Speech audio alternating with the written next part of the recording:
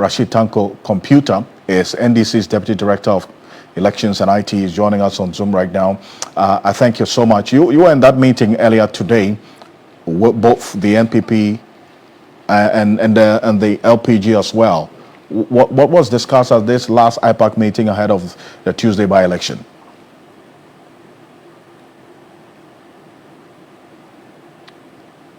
Hello, Mr. Tanko, can you hear us? Unfortunate.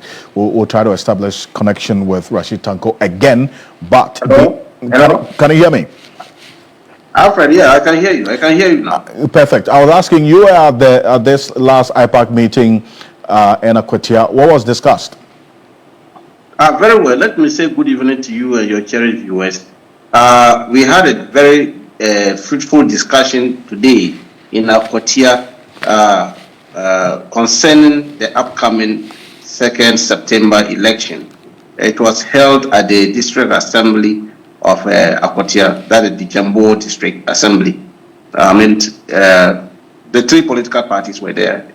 I represented the NDC, the NPP were there, and then you have the LPG. You were all there in the meeting. A very fruitful discussion. They showed us when we should bring our party agents list. They gave us up Sunday to present our party agents list. Indeed, one party agent at a time, but they will also make room for replacement. Should we want so if they ask us to bring 2, but one will be at the polling station until such time that if you want to replace them, the other person can come in. Accreditation, of course, they are going to give us accreditation. Those who are going to observe around the polling stations will also be accredited.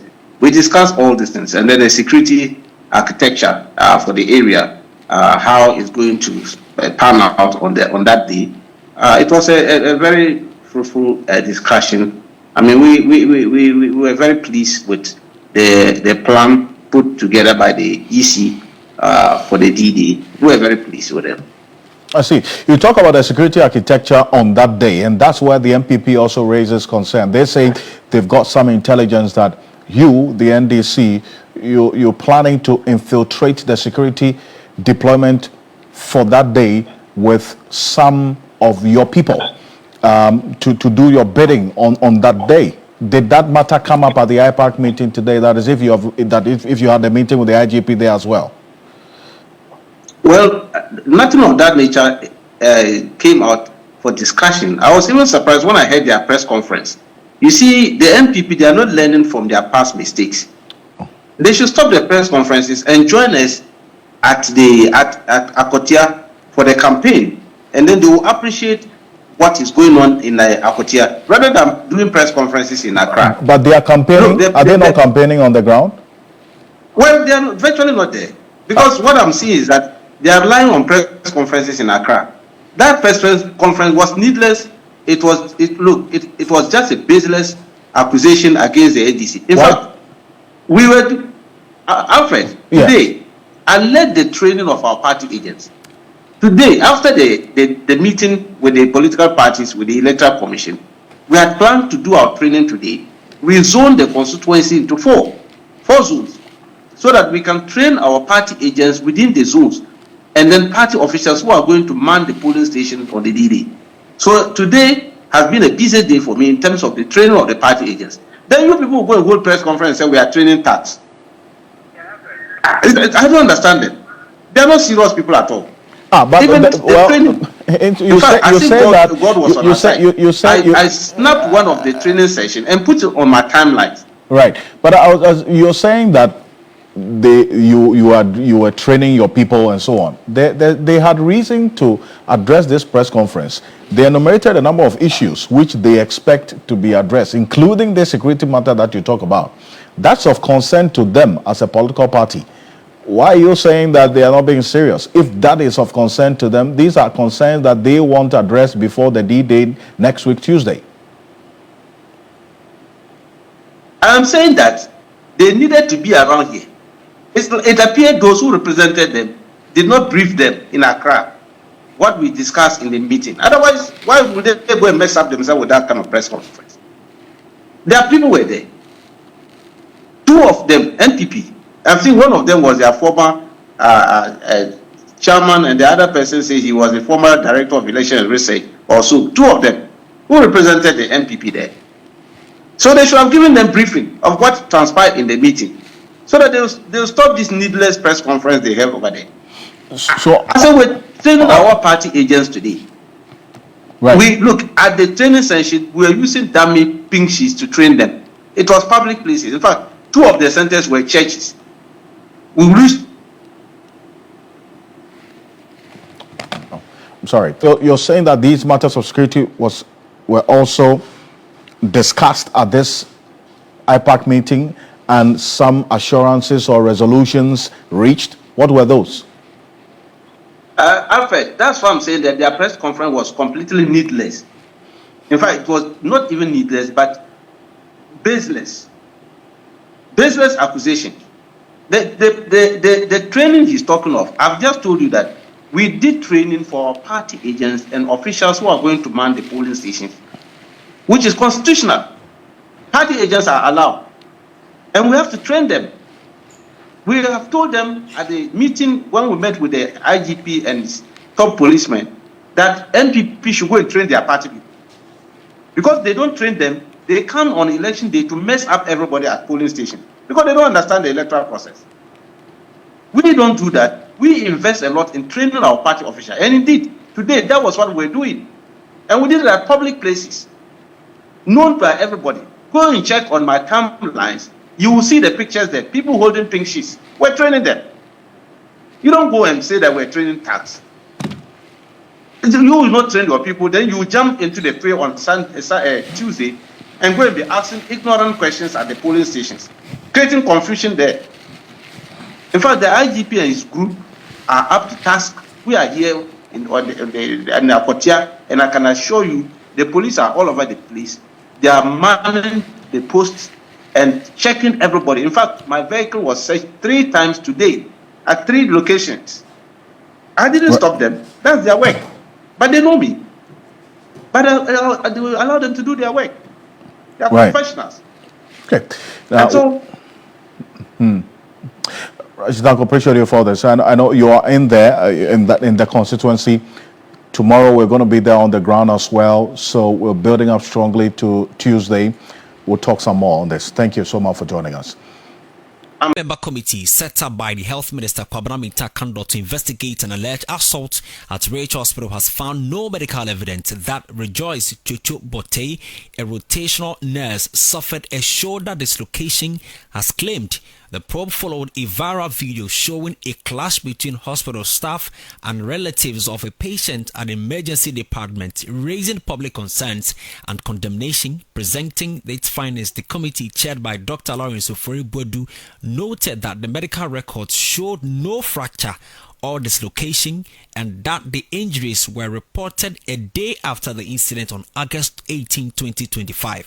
Meanwhile, Bote has filed a civil suit seeking 7 million Ghana cedis in damages from social media personality Ralph St. Williams for alleged physical assaults and defamation related to the incident. Take a listen. Reported her injury to the hospital the day after the incident, that's on the 18th, and was further treated. There was no evidence of fracture on her left wrist or dislocation of her right shoulder joint as documented by the medical records. She was, however, had been treated at the time we visited. Had been given some pain relief. It has been recommended for a bed rest and also has received psychological support care. The third objective, the state of security at the hospital at the time of the incident.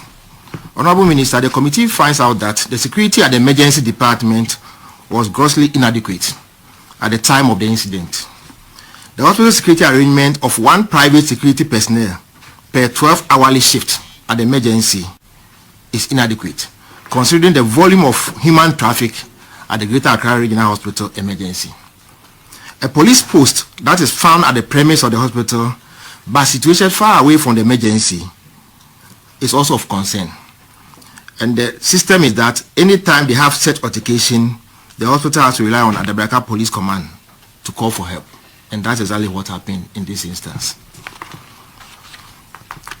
The last but not the least objective was that the committee also found that the number of staff on duty per shift in the hospital was woefully inadequate. The number of medical officers in the month of August is 1 doctor per shift. That's 3 medical officers per day who are permanently working in emergency, supported by 1 specialist per day. Any other doctors who come there as a team to attend to cases and go away.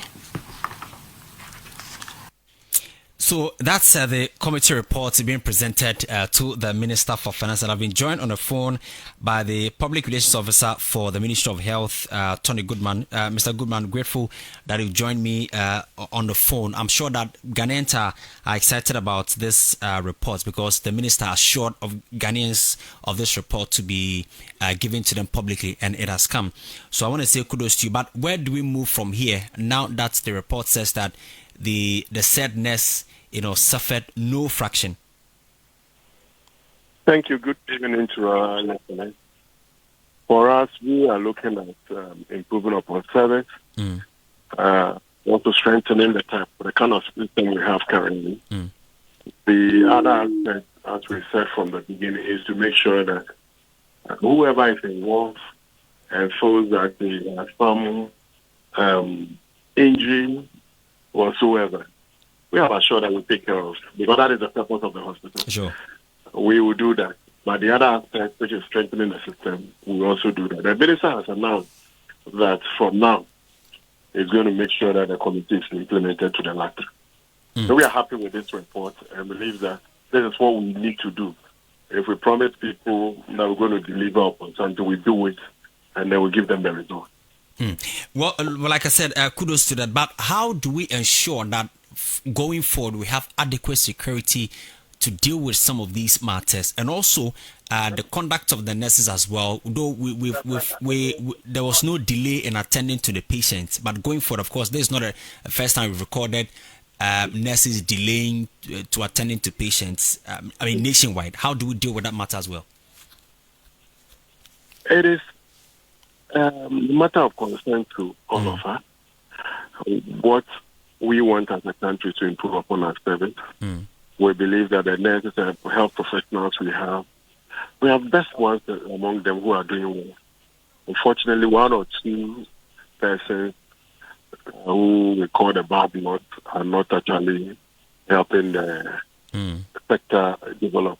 We will work on this and we'll continue to educate, continue to call out those who are not doing the right thing, and make sure that at all times monitoring mechanisms are put in place to pick such persons, isolate them so that they don't kill our persons. These are some of the things we want to do going forward. And also reward and award those who are doing best. As in the hospital staff, you mean, or the nurses? I mean the hospital staff. You go to hospital, we don't meet only nurses. Sure. There are other health workers who are around. Maybe we are only mentioning nurses for now. But all of us who find ourselves in that state must make sure that the persons or people who come to the hospital are given the best of care. I see. Well, Tony, let me